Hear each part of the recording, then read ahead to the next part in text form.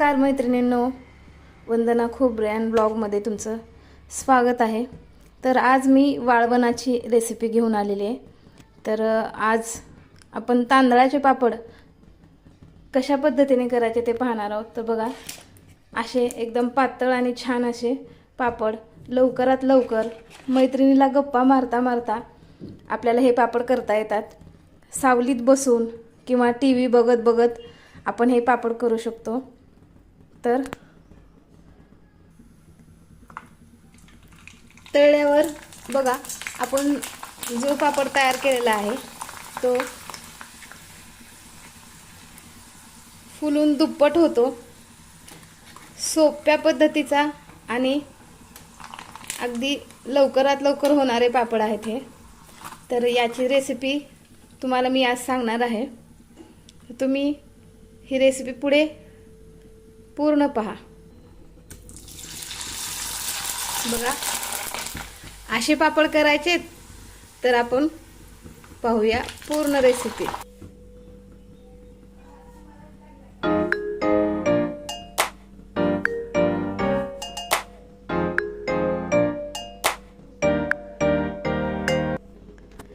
कमी वेळेत व लवकरात लवकर कुरकुरीत असे पापड तयार करण्यासाठी आपल्याला लागणारं साहित्य आहे।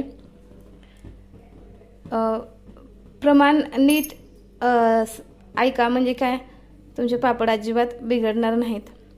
तर तांदळाच्या पापडाला लागणारं साहित्य मी काय केलं होतं, 1 किलो तांदूळ घेतले होते, स्वच्छ धुवून उन्हामध्ये वाळवून घेतले आणि 1 किलोला पाव किलो प्रमाणामध्ये उडीद डाळ घेतली।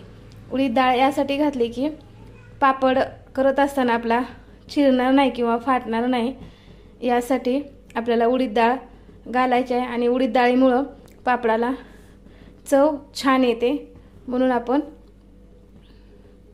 उडीद डाळ यामध्ये वापरलेली आहे।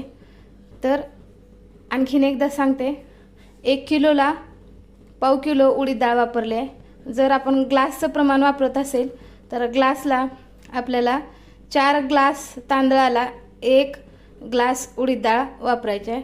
आणि छान असं पीठ आपल्याला गिरणीमधून दळून आणायचं आहे। बघा, जाडसर नाही, बारीक असं पीठ आहे, दळून आणायचं आहे। आता त्यामध्ये हे पीठ दळून आणल्यानंतर आपल्याला चवीनुसार मीठ, जिरे, तीळ आणि पापडखार। पापडखार हा तुम्हाला कोणत्याही किराणा दुकानात किंवा कुठल्याही शॉपमध्ये तुम्हाला मिळून जाईल। पापडखार एवढ्याच 5 साहित्यामध्ये आपले हे पापड तयार होणार आहेत। तर पहिल्यांदा आपल्याला गॅसवर पाणी उकळायला ठेवायचे। तर मी पीठ 1 किलो घेतलेलं आहे आणि 4 तांब्या म्हणजे 2 लिटर पाणी मी यामध्ये टाकलेलं आहे। तर आपल्याला एवढं पाणी वापरायचं नाही, तर या पाण्याला उकळी येऊ द्यायची आहे आणि 1 तांब्या पाणी आपल्याला बाजूला काढून ठेवायचं आहे। म्हणजे साधारणतः 1.5 लिटर पाणी आपल्याला या पिठासाठी वापरायचं आहे। तर बघा मैत्रिणींनो, आता आपल्या पाण्याला उकळी आलेली आहे, 2 लिटर पाणी आहे। तर आपल्याला त्यामधलं 1 तांब्या म्हणजेच अर्धा लिटर पाणी काढून घ्यायचं आहे। तर बघा, मी तांब्यामध्ये पाणी काढून घेतले। पाणी यासाठी आपण गरम ठेवलंय, नंतर आपल्याला जर पाण्याचं प्रमाण कमी जास्त झालं तर पाणी वापरता यावं यासाठी आपण हे पाणी काढलेलं आहे। आता या पाण्याला उकळी आली, यामध्ये आपल्याला जिरे, तीळ, मीठ चवीनुसार वापरायचं आपल्याला। आणि 1 किलोला साधारणतः 1 चमचा मी पापडखार घातलेला आहे।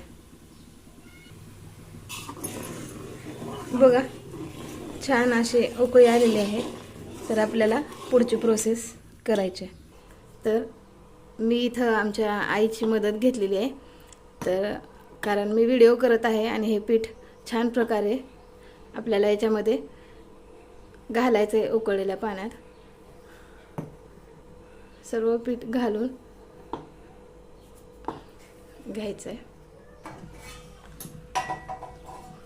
आणि नंतर आपल्याला असं चमच्याने किंवा बेलण्याने, काही काही ठिकाणी चाटूचा देखील वापर करतात, चाटूने आपल्याला हे पीठ गोळे न होऊ देता अशा पद्धतीनं हाटून घ्यायचं आहे.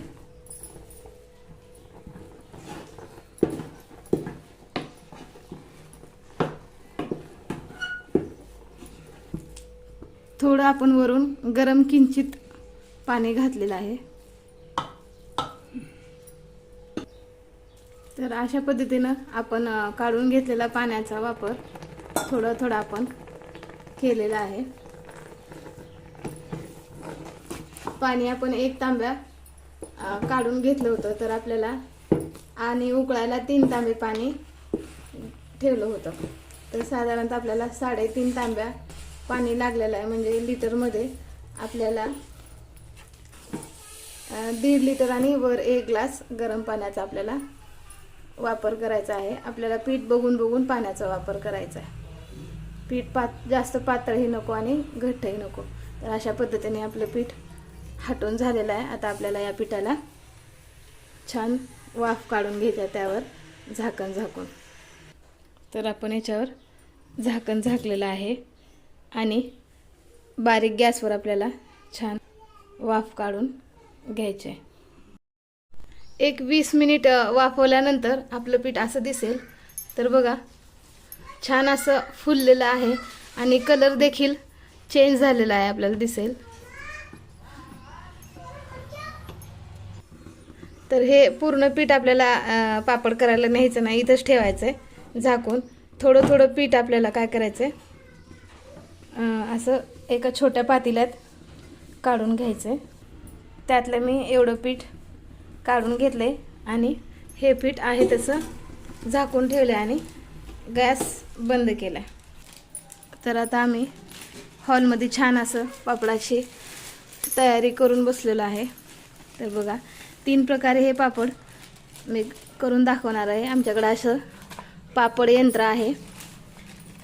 यामध्ये देखील असं यंत्र आहे प्रेस करायचं. कुठेही आपल्याला भांड्याच्या दुकानामध्ये हे यंत्र मिळून जातं.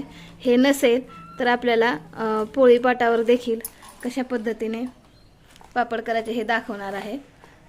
3 पद्धतीने मी करून दाखवणार आहे. जी पद्धत तुम्हाला सोपी वाटेल त्या पद्धतीने तुम्ही हे पापड करू शकता. तर बघा, तर आता या यंत्राचा वापर कसं करायचा, तर आपण काय केलेत, असे 2 असे मेन कागद घेतलेले आहेत. या मेन कागदाला किंचित असं थेंबरच आपल्याला तेल लावायचं, जास्त नाही लावायचं. तेल लावून दोन्ही मेन कागदाला तेल लावायचं. 2 मेन कागद घ्यायचे आणि एक छोटासा आपण तयार केलेला पिठाचा छोटासा गोळा घेऊन असं छोटासा गोळा घेऊन आपल्याला दुसरं मेन कागद या गोळ्यावर ठेवायचे आणि थोडंसं हाताने प्रेस करायचे आणि नंतर मशीननी असं प्रेस करायचं. बघा, अगदी असं छान असा पापड आपला तयार होतो. वरचं मेन कागद काढून आपण अशा पद्धतीने काढून घेतला पापड. सर्व पापड अशाच पद्धतीने करायचे. तर ही दुसरी पद्धत, ज्यांच्याकडे यंत्र नसेल तरी सुद्धा आपल्याला हे पापड करता येतात. तर त्याच पद्धतीने काय केले, खाली एक मेन कागद आणि त्या मेन कागदावर पिठाचा गोळा आणि वर एक मेन कागद घालून असं सपाट हे असलेलं आपण काय केले, ताट घेतले. ते ताट आपल्याला असं सरळ ठेवून त्याच्यावर प्रेस करायचं.